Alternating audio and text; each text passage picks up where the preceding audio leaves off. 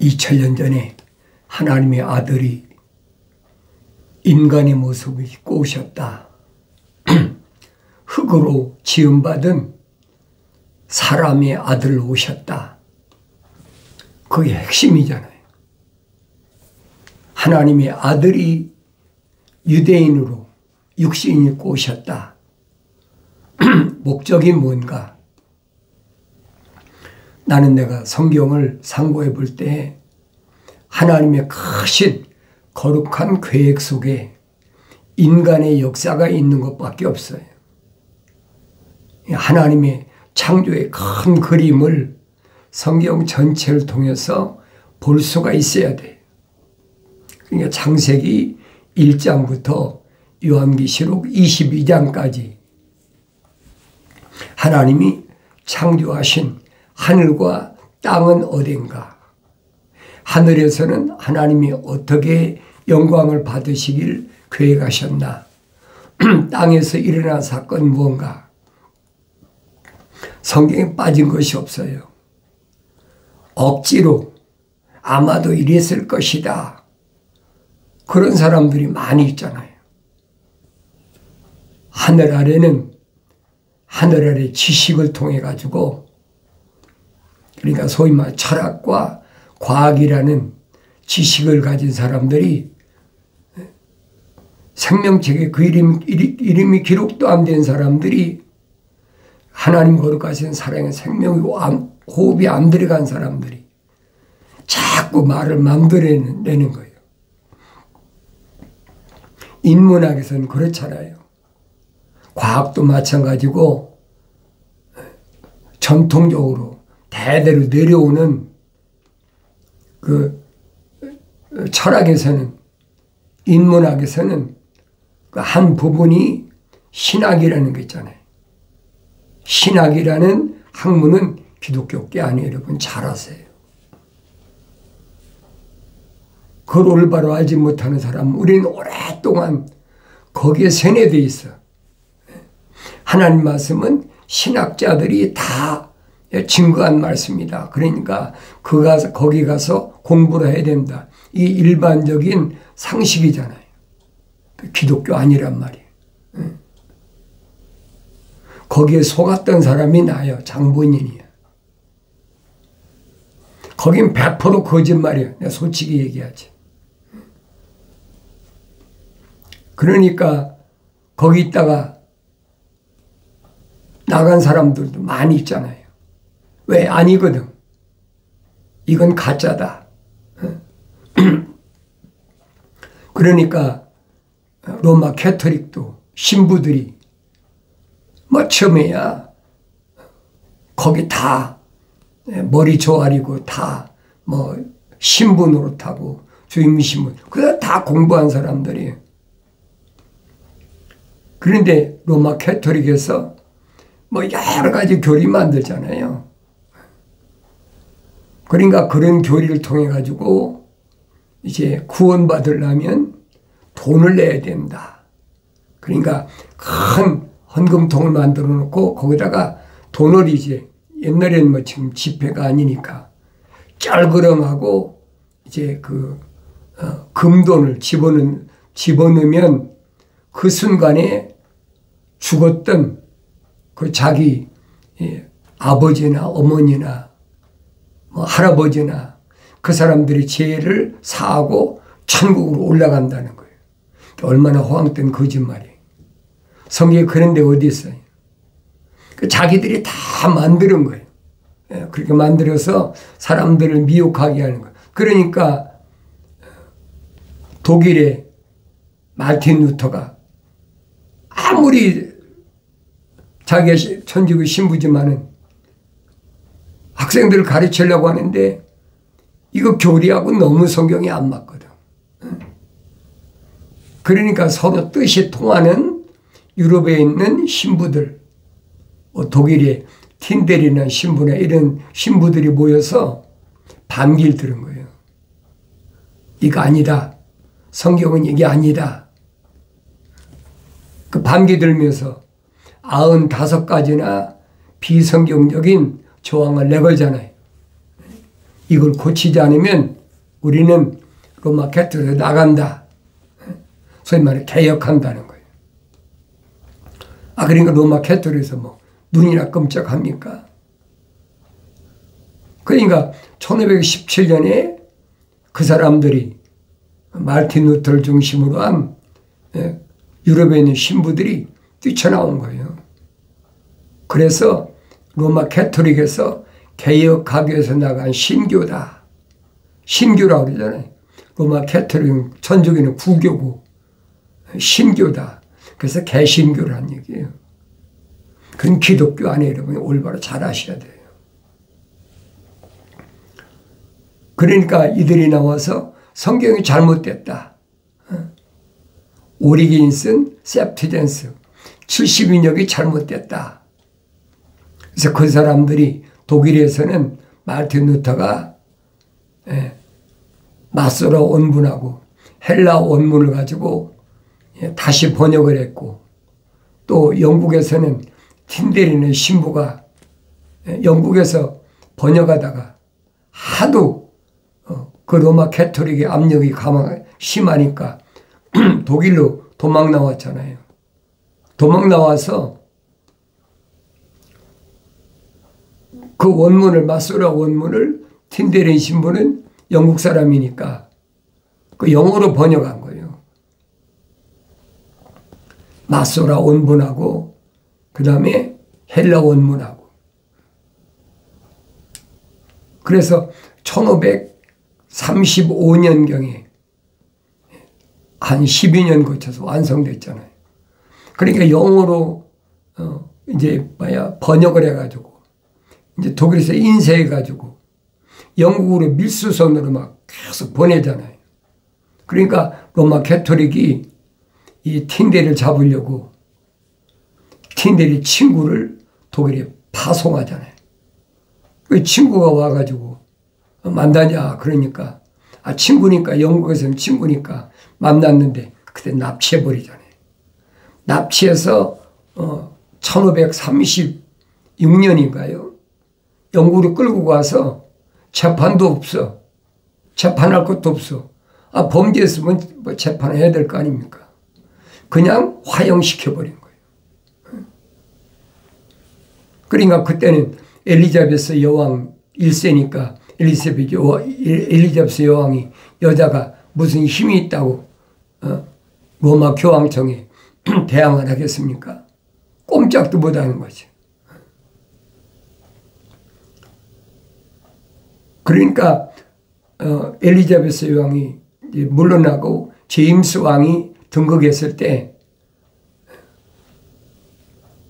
이 영어로 된 성경이 원문하고 틀리냐 맞느냐 한 40여 명 언어학자들을 동원해서 충분히 검토를 해보니까 틀림이 없다. 그래서 제임스 왕이 선포를 했어요. 누구든지 다 영어로 된 성경 읽으면 좋다. 그래서 킹 제임스 성경이라는 거예요. 그게 원문은 1500몇 년인지 모르지만 그 완성된 것이 35년에 완성됐다고 그러니까. 그러니까 이런 깊은 내용들을 일반 사람이 압니까? 모르지요. 그 후에 이제 지난번에 잠깐 말씀드렸잖아요. 유대인 필로라는 사람이 알렉산더 대왕이 지중해 일대를 나라를 다 점령했잖아요. 그래가지고 승전 도시를 세운 것이 그게 알렉산드리아예요. 그 이집트에 있는 알렉산드리아. 또 알렉산드리아 도시는 지중해 여러 곳에 있어요. 알렉산더 대왕이 승전에서 전쟁에서 승리하고 나서는 세운 기념도시니까. 그러니까 그 이집트에 있는 알렉산드리아에다가 학교를 세운 거예요. 유대인 필로가. 왜? 유대인의 유일신 사상을 이제는 학문적으로 그 소위 말해 헬라의 철학과 하나로 합쳐가지고 헬라 다음에 로마가 세상에 지배할 때니까. 그래서 신학교에서는 그걸 뭐라고 가르치냐면 헤브라이즘과 헬라이즘이 서로 만나서 충돌했다. 그게 만들어진 것이 이집트의 알렉산드리아에 있는 학교란 말이에요. 내가 몇 번 말씀드렸잖아요. 거기 초대 교장이 판타이누스라는 유대인인데 철학자죠. 또 2대 교장은 클레멘트인데 그 사람은 유대인이 아니에요. 유대교를 개종한 이방인이죠. 그리고 3대 교장은 유대인 오리겐이란 말이에요. 그 오리겐이 쓴 것이 헥사폴라 오란이라는 셉트젠스 70인역을 쓴 거예요. 근데 신학교에서 이걸 교묘하게 뒤집어가지고 기원전 200년경에 발견된 문서다. 그게 거짓말하고 있는 거예요. 한국에서 내가 알았나요? 학교에서 그렇게 가르치니까 그런 줄 알았죠. 그 셉트젠스 하면 70인역 하면 최고를 알아줬지. 근데 미국 와서 내가 성경을 연구해보니까 그 거짓말이에요. 그래서 우리나라 한글로는 1994년도에 처음 이 킹제임스 성경이 번역이 된 거예요. 한국말로. 그 후에도 이제 또 개역성경 그 주장하는 사람들이 또 뭐 흠정역이라는 그건 또 킹제임스 성경을 또 만들잖아요. 그러니까 이런 부분들을 내가 올바로 알아야 되는데 일반 사람들이 그거 압니까? 모르지요? 알 수가 없는 거예요.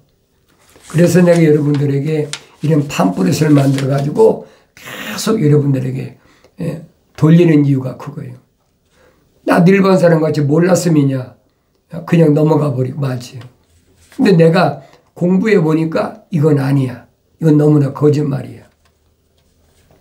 그래서 오리겐이 쓴 바티칸 사본이나 신의 사본을 가지고 외경을 포함해서 만든 게 70인역이거든요. 그 요세비우스가 50권을 또 복사해 가지고 근데 그건 50권을 복사한 것은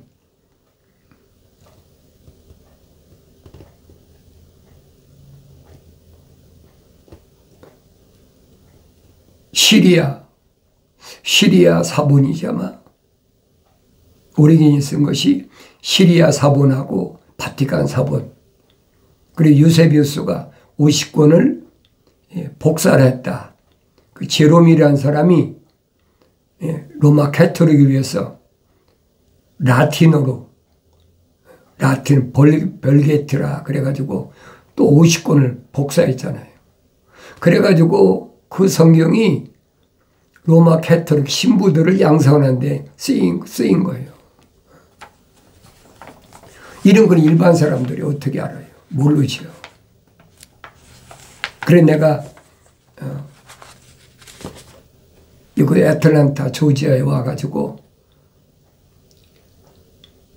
2018년부터 원래는 뭐 신문에 성경 읽기 캠페인은 2011년도부터 계속 한 거죠. 그러다가 2018년도부터는 어떤 장로님이 나한테 유튜브 방송을 시작하면 어떻게 했느냐. 그 유튜브 방송 내가 압니까? 세대가 완전히 다른데 우리는 아날로그 시대에 공부한 사람인데 그래도 그 장로님이 열심히 자기 돈 들여가지고 유튜브 방송을 한 10시간 갇힌 것 같아. 매주 토요일날 1시간씩 해서 2달 반을 공부시켜가지고 그때부터 유튜브 방송을 시작한 거예요. 그 처음에 뭐 일주일에 한 번 한 번, 두 번, 점차적으로 늘려나가기 시작한 거죠. 지금은 뭐, 거의 하루에 3번씩, 새벽 시간, 오전 시간, 오후 시간, 3번 강의를 하니까, 그러니까 벌써 2,500회가 됐죠. 그러니까 여러분들이 알려고 하면 얼마든지 알 수가 있어요, 이제는. 옛날 아날로그 시대는 내가 찾아다녀야 되고, 거기가 수학을 해야 하고, 막 그랬지만은 지금은 아니잖아요. 지금은 유튜브 방송으로 누구나 다 보고 들을 수가 있잖아요. 그러니까 말로만 해서는 여러분들에게 확실히 알 수가 없으니까 내가 이런 도표를 만들어 가지고 계속 여기 한국 신문에다가 계속 보내는 거예요. 크리스찬 신문이나 한국일보, 조선일보, 또 중앙일보 다 무료니까 신문이. 그러니까 보고 깨달은 사람은 이렇구나, 속아왔구나. 그러니까 성경을 읽어야 된다는 거예요. 나 여러분들에게 두째 말씀드리잖아요. 첫째도 읽어야 되고, 둘째도 읽어야 되고, 셋째도 읽어야 되고, 아무리 얘기해도 성경 읽으라는 것밖에 없어요. 왜냐하면 성경을 읽어야 내 정체성을 알거든요. 성경을 읽지 않으면 내 정체성을 몰라요. 내가 누군지 몰라. 막연하게 예수 믿으면 천국 가, 예수 십자가 보혈로 제사 안 받으면 천국 가, 누구나 다 되는 것처럼. 그건 기독교 아니란 말이에요. 반드시 책망받고 돌이켜서 약속하신 성령으로 부으심 받은 사람은 깨닫죠. 이게 아니구나. 그러니까 하나님 말씀을 소홀히 생각하지 말라는 거예요. 하나님 말씀처럼 값비싼 보화가 없어요.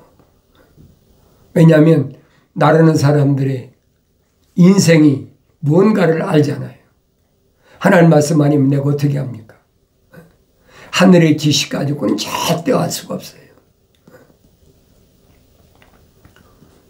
그러니까 성령 받은 사람 아니면 왜 성령이 모셨기 때문에 알 수가 없는 거예요. 그러니까 2000년 전에도 하나님의 아들이 육신을 입고 오셔서 하신 말씀이 그거예요. 내가 너희에게, 사도들에게, 제자들에게 하신 말씀이 그거예요. 내가 너희를 위해서 아버지 앞에 가서 성령을 보내주겠다. 약속이잖아요. 파라크레토스. 성령 안 받으면 성경은 아무리 읽어도 모르게 됐어요. 거짓말로 자기들이 학문적으로 여러 가지 만들어갖고 얼마나 얘기합니까? 그것이 성령이 임하신 거라면 갈라질 이유가 없지요. 왜? 하나님도 한 분이시고, 하나님의 아들도 한 분이시고, 성령도 한 분이시고, 하나님 말씀도 하나인데 어떻게 갈라집니까? 말이 안 되는 거죠. 그래 사도 바울이 설명하는 게 그겁니다. 하나이신 하나님 아버지, 하나이신 하나님 아버지의 입에서 나오신 말씀, 그 말씀을 통해서 하나님의 생명의 호흡이 들어간 사람들을 양육시켜야 된다는 거예요. 그러니까 하나님 아들이 선포하신 것처럼 영이 가난한 자는 복이 있다. 하나님의 형상을 닮은 사람이 하나님 모습을 닮아서 성령 받는 거지. 하나님 형상을 안 닮은 사람이 어떻게 하나님 모습을 닮습니까? 말이 안 되는 얘기죠. 그러니까 사도 바울이 그렇게 설명하잖아요. 가정입니다. 우리가 첫사람 아담처럼 다 혼적인 몸을 입었다면 가정이잖아요. 첫사람 아담처럼 혼적인 몸을 안 입은 사람도 얼마든지 있죠. 오히려 더 많다는 얘기예요. 내가 분명히 밝히잖아요. 첫사람 아담처럼 혼적인 몸을 입었다면 마지막 아담인 예수처럼 왜? 그분이 육신을 입고 오셨으니까. 영적인 몸을 입어야 됩니다. 그 영적인 몸을 입었다고 그래서 뭐 유대인 사회에서 하나님의 아들이 뭐가 달라졌습니까? 아니, 요단강가에서 침례 받으실 때 하늘에서 비둘기 같은 성령이 임하시고 이는 내 사랑하는 아들인데 기뻐하는 자라는 확실한 음성이 들렸다라고 침례 요한이 증거하고 있는데, 그렇다고 하나님의 아들이 다른 게 있느냐 이 거예요. 똑같잖아요. 다른 거 아무것도 없어요. 육신이 입고 오셨기 때문에 먹지 않으면 배고프고, 마시지 않으면 갈증나고, 입지 않으면 춥고. 그러니까 광야에서 40일 동안 금식할 때도 성령이 인도하셨다. 복음서 읽어보세요. 하나님의 아들이 금식하고 싶어서 광야 가서 금식한 게 아니에요. 성령의 인도하심 따라서 광야에 가서 40일 금식기도 하고 나니까 그때 누가 달라붙습니까? 마귀가 달라붙었다고 그러잖아요. 그러니까 40일을 금식한 하나님의 아들한테 달라붙어가지고 첫 번째 시험한 게 뭐예요? 내가 하나님의 아들이거든 이 돌들로 떡을 만들라 그러잖아요. 40일 동안 여러분 먹지 않아 보세요. 어떻겠나. 그 굶주림의 고통은 그 말로 다 표현을 못하는 거예요. 굶어보지 않은 사람 몰라요. 금식 안 해본 사람 모른다고요. 다만 3일이나 일주일이나 보름이나 20일이라도 금식을 해본 사람이 알지 안 해본 사람 몰라요. 근데 그때 탁 달라붙는 거거든. 그 약점이니까. 육신이 입고 와서 40일 금식을 했으니까 얼마나 굶주리겠습니까? 그러니까 떡을 가지고 돌들 가지고 떡을 만들라. 하나님의 아들이 뭘로 이기셨어요? 하나님의 말씀, 약속의 말씀 갖고 이기셨잖아요. 신명기에 있는 말씀 가지고. 신명기는 뭐라고 그랬어요? 광야에서 태어난 이 세대를 모세가 교육시킨 내용이에요. 그게. 사람이 떡으로만 사는 것이 아니라 하나님 입에서 나오는 말씀으로 사느니라. 그럼 무슨 사람이냐 말이에요. 육신적인 사람을 얘기한 게 아니잖아요. 사람다운 사람은 하나님의 형상을 담고 성령 받아서 완성된 모습을 닮고 완성된 사람이에요. 그 사람을 가리키는 거예요. 그 사람이 하나님의 아들이 완성이란 말이에요. 내 마귀가 달라붙어가지고 내가 하나님의 아들이거든 완성됐잖아요. 이 돌들로 떡을 만들라. 사람이 제일 육신 입고 온 사람이 어려운 게 뭡니까? 굶주림이잖아요. 굶주림. 목마름이고 헐벗음이고. 그러니까 하나님의 아들이 세상을 살아갈 때 가장 마귀가 노리는 것이 이 세 가지를 가지고 노린단 말이에요. 첫째는 경제적인 거. 얼마나 그럴듯해요. 두 번째는 종교적인 거. 뛰어내려봐라. 내가 하나님의 아들이면 하나님이 자기 천사들을 시켜서 너를 다치지 않게 받쳐주실 것이다. 그게 종교적인 거란 말이에요. 기적을 유발시키는 거. 세 번째는 뭐냐? 정치적인 거예요. 나한테 절하면 이 보이는 거 다 너한테 줄 테니까 나한테 절하라. 이 세 가지를 가지고 하나님의 아들은 항상 조심해야 돼요. 근데 육신이 있고 세상에 태어나면 그렇잖아요.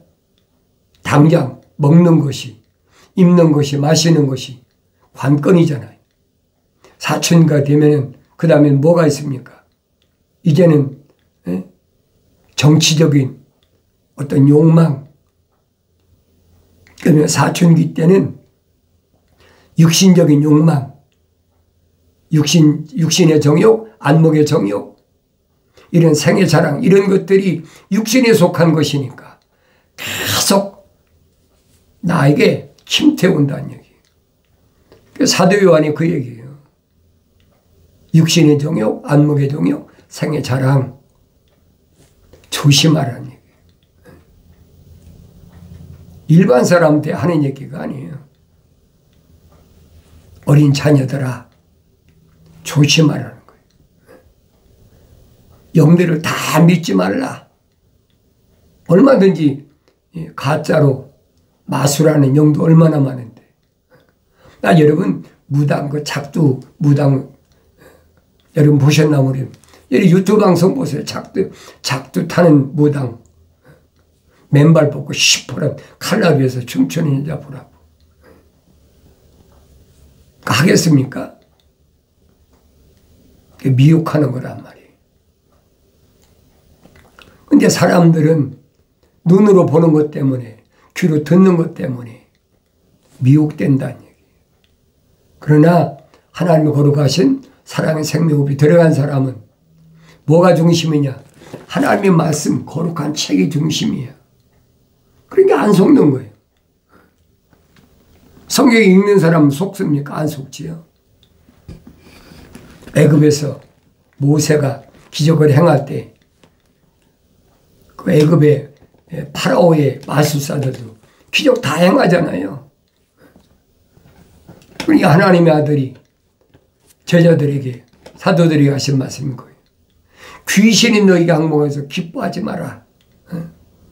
그러면 하늘 아래 마술도 다 해. 너희 이름이 하늘나라의 생명책에 기록된 것. 네 안에 하나님이 거룩하신 사랑의 생명이 들어간 것. 그건 마귀가 할 수가 없잖아요. 피조물이 할 수가 없는 거예요. 그걸 주님이 기뻐하라고 말씀하시는 거예요. 하나님 아버지께서는 그런 사람을 뭐라고 말씀하시는 독특한 보물이다. 하늘 아래 땅에서 어떤 것과도 바꿀 수 없는 가장 독특한 보물이다. 그보다 더 귀한 게 어디 있어요?